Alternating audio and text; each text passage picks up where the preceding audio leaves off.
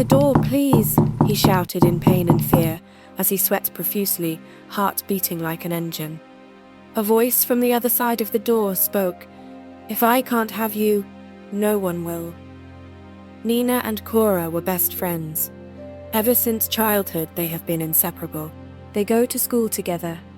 Nina comes over to Cora's house to play, and sometimes Cora goes to Nina's. They went to the same high school. Nina was always there for Cora, just as Cora was always there for her. Cora saw Nina as his best friend he can't afford to lose. But for Nina, she saw something different, or rather otherwise. Nina had always been secretly in love with Cora, but she didn't have the courage to tell him. She believed that one day Cora would love her too. She cared for him, even helped him with most of his notes in school. She was always there to take care of him whenever he was sick, whenever he needed someone to lean on. She always admires Cora from afar each time he takes a walk with his male friends, but for the female friends, she always wishes death upon the girls that are frolicking around him. But Cora never saw him as a mate, but as a best friend. But to Cora, she saw him as his everything. She thought to herself, what if I just waited for a little bit? He would come to love me and see me. That thought lingered in her and gave her hope. Whenever she sits under the school tree, she always thinks about Cora and always waiting. But one day is all it took, and everything broke. In their senior year in school, Cora decided to go into a relationship.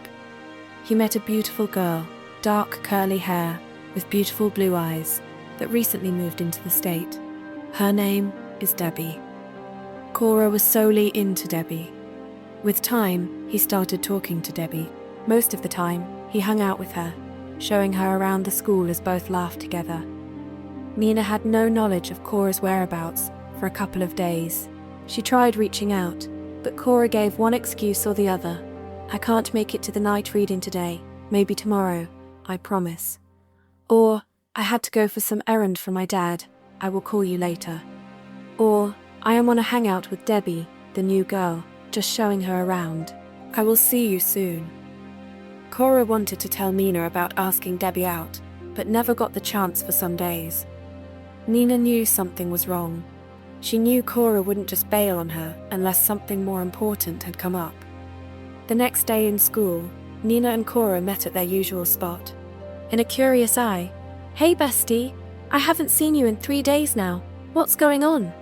she asked. Cora was so happy he could tell Nina. "I have been hanging out with the new girl, Debbie, showing her around, and I am into her. I want to ask her out," Cora said, with a sharp look of heartbeat. "What? I mean, she is a good girl, but is that not too early?" Nina said, but in her heart, she was being consumed by anger capable of hurt. But she is quite good at hiding it. She didn't show it.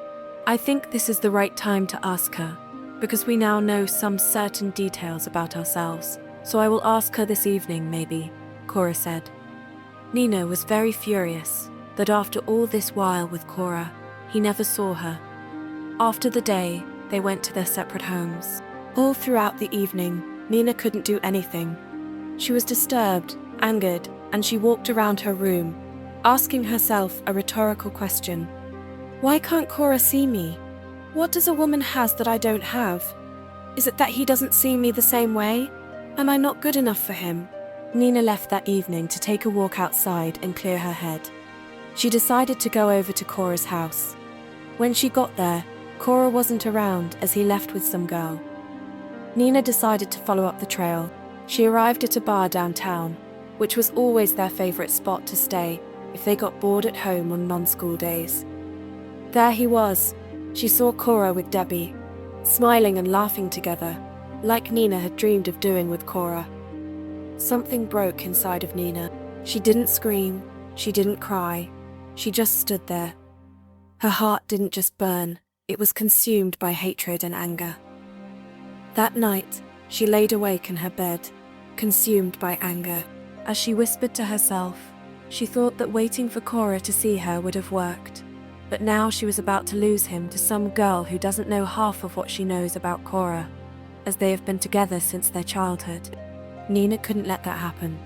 She vowed to herself to find a way to get Debbie out of the picture, like a pest. One day after school, Nina went over to Debbie's house to go see her. She knocked, and the door opened. There she stood, Debbie. Nina smiled at her. "Hello, Debbie, how are you doing?" she asked, with a smile so devilish that only she knows what is in her mind. Debbie only knew Nina from school.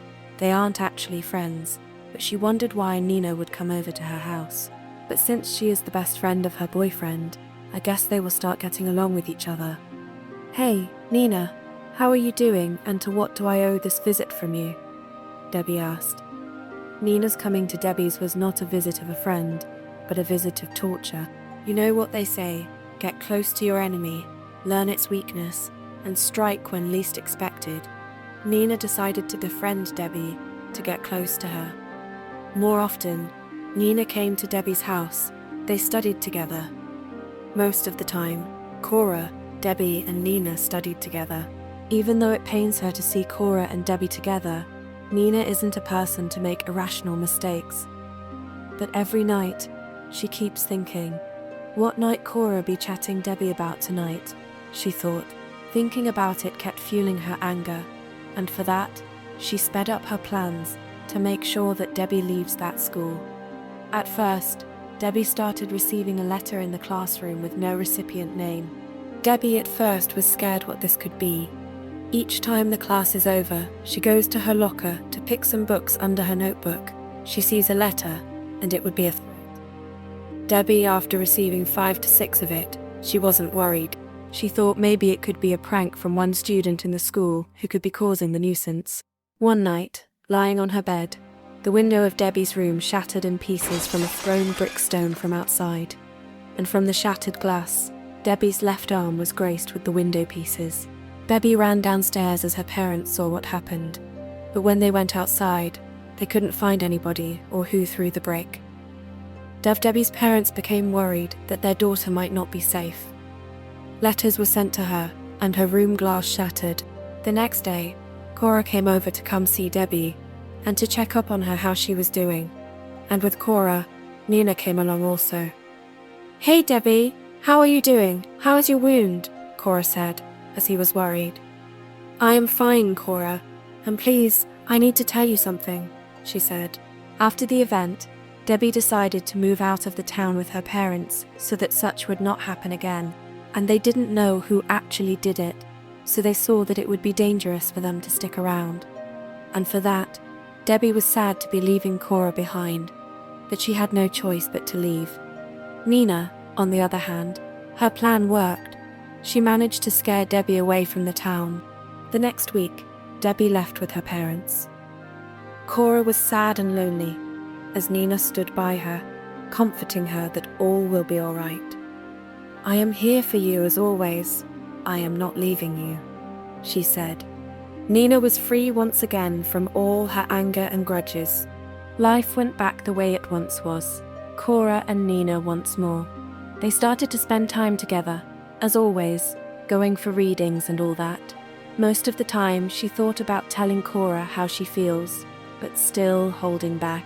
Any girl that comes close to Cora, she chases them away, all in the name of protecting him from pests, as she calls them.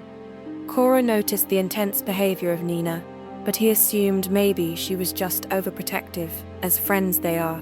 With time, Cora started feeling bored of excessive stayovers, too much eye to eye, seeing each other.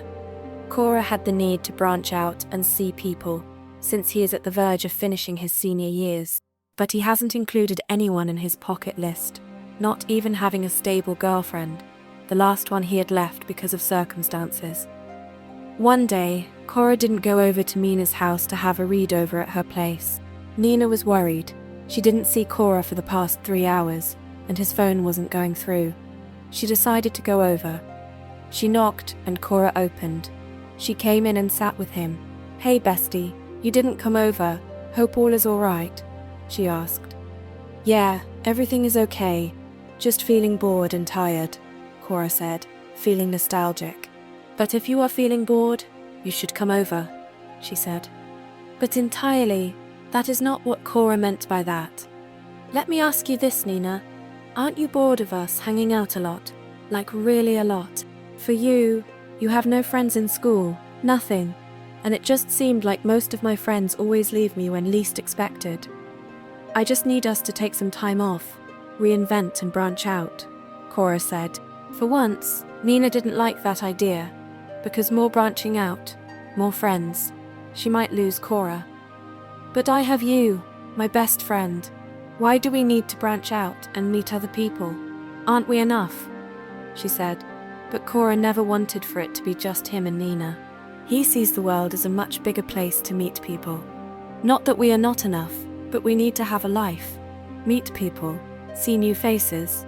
Hey, you could meet someone you like and would like you back, he said. Nina was mad deep inside, but she realized that Cora had made up his mind, and that made her angry and at the same time scared of losing him. The next few weeks, Cora started making new friends, going to house parties with them, getting to know some people.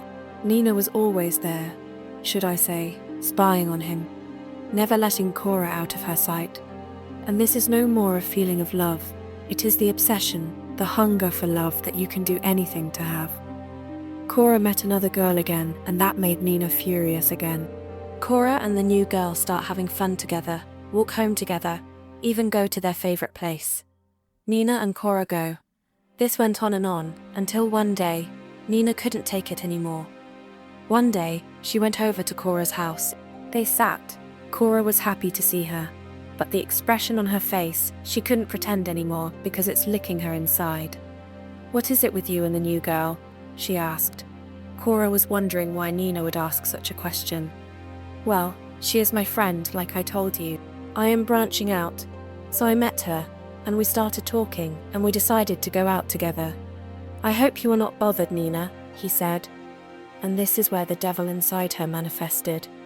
"Cora, please, and don't ever talk to the new girl again. What does she have that I don't? We have been friends forever since childhood, and you always cut me off each time like you don't see me," she said, as she pulled her heart out to Cora. Cora was ashamed of himself that he never saw that coming. But the thing is that, not that he doesn't like Nina, but he loved Nina like a sister he never had, and has no intention of relationship with her. "I'm so sorry, Nina. You have felt this way for a long time. I took you like my sister I never had. I know it's hard, but I can't be with you like this. But you will always be my only and best friend I will ever run to when she calls," Cora said. Nina felt like her whole world was torn apart from the reply Cora gave her. She didn't say anything anymore. She left Cora's house. That evening, she was consumed by anger for the rejection she received from Cora. After all the years she had spent nurturing and taking care of Cora to her taste, and this is what she gets in return. She couldn't allow failure to ruin her.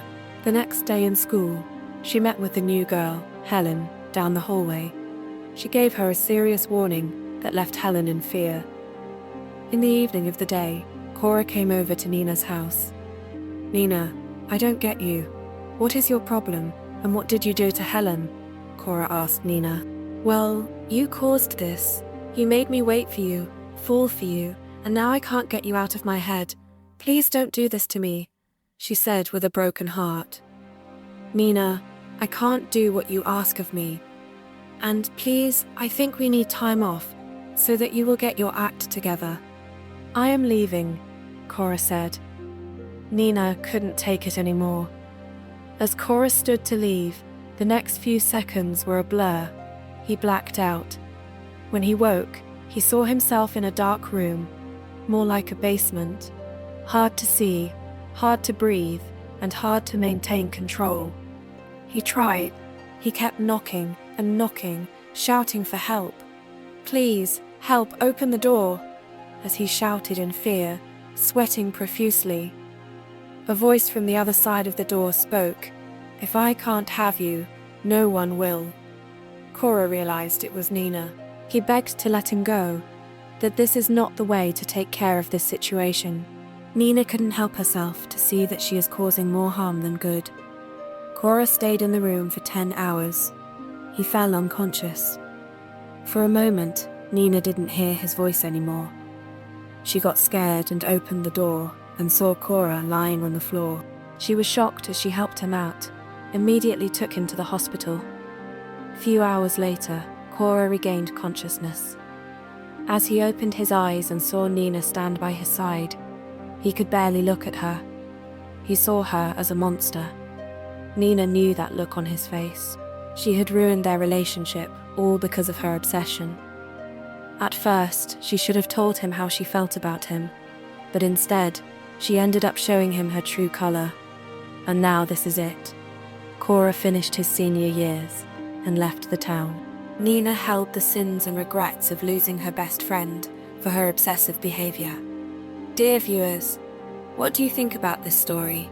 I would love to hear your thoughts in the comments below. If you enjoyed the story, give us a thumbs up, hit the subscribe button, and share it with friends. Don't forget to turn on notifications so you never miss out on our latest updates. Thanks, and see you in the next video. Bye!